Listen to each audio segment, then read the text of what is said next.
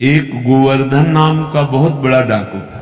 उसने कभी राम कृष्ण हरि कोई चर्चा नहीं सुनी थी। कुल परंपरागत वो ऐसे चोरी का काम करना, हिंसा का काम करना ऐसे, पर भगवत कृपा से उसका नाम गोवर्धन ऐसा नाम पड़ा था, बड़ा परम पावन नाम। एक दिन राज कर्मचारी उसकी पीछा कर रहे थे, क्योंकि वो चोरी वहां किए थे। तो सत्संग हो रहा था, तो करमैती बाई के पिता वो सत्संग कर रहे थे, बड़े उच्च कोटि के महापुरुष थे। वो उसी कथा में आके बैठ गए।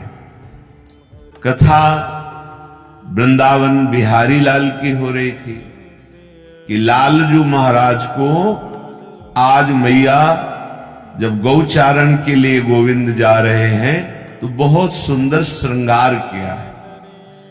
आज मोर मुकुट स्वर्ण के मुकुट के ऊपर विराजमान किया। मोर का पंख स्वर्णिम मुकुट है। अब वो चोर था, स्वर्ण की बात सुनते उसके एकदम सावधान हो गए कान।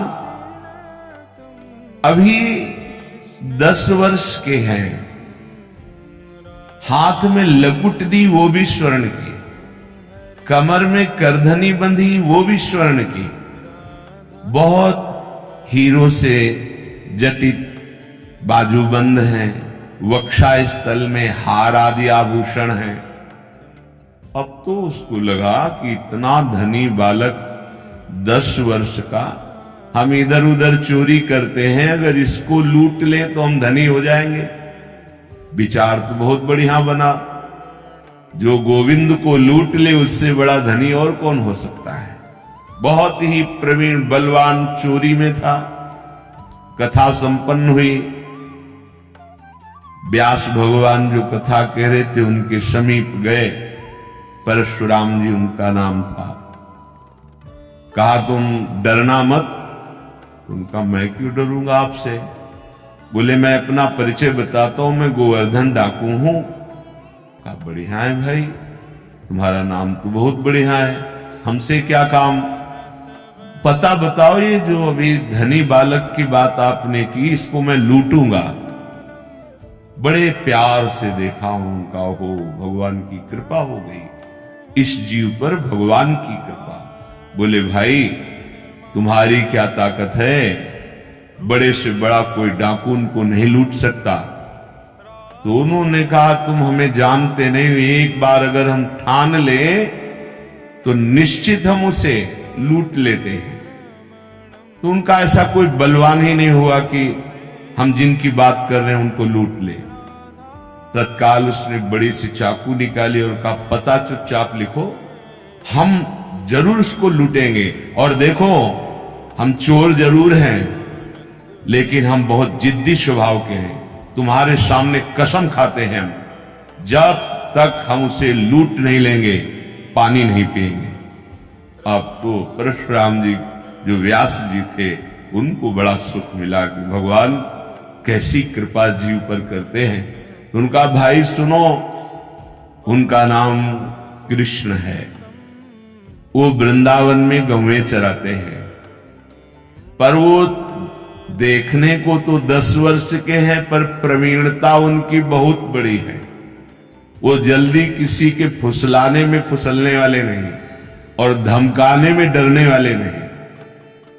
तुमने ठान लिया इसलिए मुझे लगता है तुम लूट सकते हो, क्योंकि जो ठान ले, निश्चय कर ले, तो ये दुर्लभ नहीं है, फिर ये मिल सकते हैं। उसने कहा पक्का, पर मुझे नाम पता नहीं, याद रहे कि ना रहे, नाम बताओ। तो उनका सहज सरल नाम उनका श्याम सुंदर है। श्याम सुंदर, श्याम सुंदर, वृंदावन में श्याम सुंदर, वृंदावन में श्याम सुंदर। बड़ी सावधानी से श्याम सुंदर नाम है उनका। वृंदावन में जब चलने लगे तो परशुराम जी ने कहा भाई आखिरी उपाय मैं बता देता हूं, जब तुम्हारा बल ना चले तो देखो हमारे अभी हम लाते हैं, हमारे घर में ठाकुर को भोग लगाने के लिए माखन मिश्री है, और उसको ये बहुत प्यारा है माखन मिश्री। जब वो तुम्हारी घुड़की से, तुम्हारी चतुरता से ना लुटे तो फिर प्यार से तुम उसे लूट सकते हो। ये माखन मिश्री खवाना और लूट लेना। हाँ हाँ, ये बात तो ठीक है, माखन मिश्री भी रखी। पैदल वहां से चला वृंदावन के लिए। वृंदावन श्याम सुंदर, वृंदावन श्याम सुंदर। कैसी भगवान की कृपा होती है। नाम जब शुरू, नामी के धाम का स्मरण, और वही भावना करता जा रहा है। ऐसा मुकुट पहने थे, ऐसा हार पहने थे, ऐसी बाजूबंद थी, ऐसी करधनी, ऐसी, ये सब हमको लूटना है। बड़ा प्रसन्न, पानी भी नहीं पिया। अब जब वृंदावन में आया, अब वो पूछता है कि श्याम सुंदर यहां गौवें कहां चराते हैं। लोगों ने समझा बावरा है, पागल हो गया है, क्योंकि वो तो द्वापर में भगवान प्रकट हुए थे, वो लीला की थी गौवें चराने की।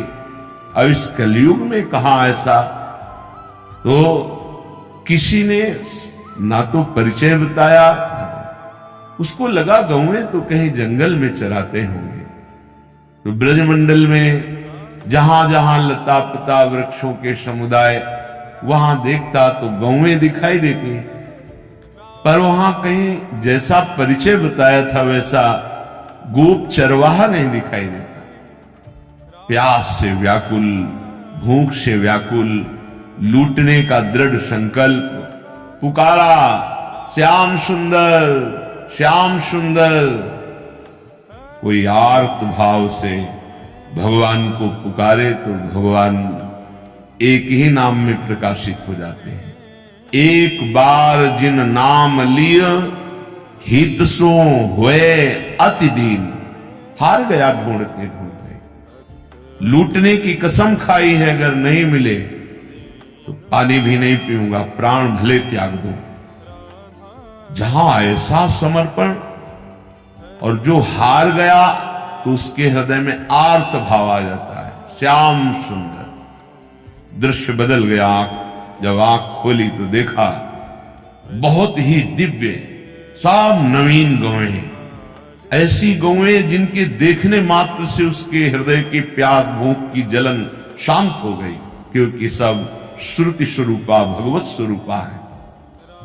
बड़े दिव्य सखा, सब भगवान की अवस्था के, कोई गोरे, कोई सावरे, सब खेल रहे हैं। और उनके मध्य में जैसा कथा में सुना था वैसा ही प्रभु को देखा। सोचा ये तो बालक है सखा लोग, ये हमारा क्या कर लेंगे। गया श्याम सुंदर, प्रभु बहुत मुस्कुराकर नेत्र नचाते हुए देखे। हाँ जी, इधर आओ, हमें तुमसे बात करनी। तो सखाओं से कहा, भाई तुम खेलो, ये मेरा नया अतिथि आया है, इसका हम स्वागत करते हैं। भगवान नजदीक गए। हाँ बोल, क्या बात। उसने देखा कि बालक तो है लेकिन बहुत ही निर्भय है। उन्होंने कहा, ठीक से बात करो, तुमने अभी हमारा नाम नहीं सुना होगा। ठाकुर जी ने कहा, भैया बता दे तेरा नाम क्या। बोले गोवर्धन। तो बोले हमारा नाम नहीं सुना होगा, हमारा नाम है गोवर्धन धारी, तेरे से बड़ा नाम है। उसने कहा कि देखो, बातें मत बनाओ, अपने मुकुट उतारो, बाजूबंद उतारो, ये करधनी उतारो, ये सब रखो, जानते हो हम चोर हैं। भगवान ने कहा, भैया गलत जगह आ गए, तुमसे हम बड़े चोर हैं। हम चित्त चुराते हैं, अनेक जन्मों के संचित पापों को चुरा लेते हैं। तुम हमें डरा नहीं सकते। उसको बहुत प्यास भी लगी थी, भूख भी लगी थी। उसने सोचा कि आखिरी वाला दांव, ये बहुत प्रवीण बालक है, जैसा पंडित जी कह रहे थे कि भयभीत भी नहीं होगा और फुसलाने में आ सकता है। तो माखन मिश्री निकाली और कहा, लाला ये माखन मिश्री खा लो। प्रभु ने देखा, अच्छा तुम मुझे माखन मिश्री पवाना चाहते हो? माखन मिश्री उन महाभागवत के कर कमल द्वारा भावना से दिया हुआ था। प्रभु ये जीव भटका हुआ है, ये सत्संग से प्रभावित होकर आपकी तरफ चला है, नाथ ये भेंट स्वीकार कर लेना।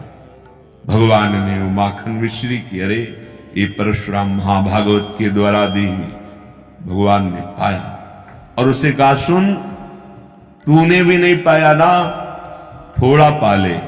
उसने कहा मुझे ये नहीं पाला, मुझे अपने आभूषण उतार। एक बार तू थोड़ा पाले धैर्य पूर्वक, मैं स्वयं आभूषण उतार के दे दूंगा। मेरी मैया के पास ऐसे ढेर सारे आभूषण है, तू और कहेगा तो तुझे और दे दूंगा। उस जीव ही चखा भगवत प्रसाद, सब अंतःकरण की मलिनता नष्ट हुई, प्रेम नेत्र खुले, चरणों में गिर, अरे प्रभु प्रभु, आर्त भाव से त्राहिमाम त्राहिमाम। भगवान ने कहा ये आभूषण ले जा। बोले नहीं प्रभु अब नहीं, मुझे जो जन्म जन्मांतर से सुख की आकांक्षा से हिंसा चोरी पापाचरण कर रहा था, आज आपकी कृपा से वो सब भ्रम नष्ट हो गया। हे सुख सिंधु प्रभु, अपने चरणों से अब कभी विलंब मत कीजिए।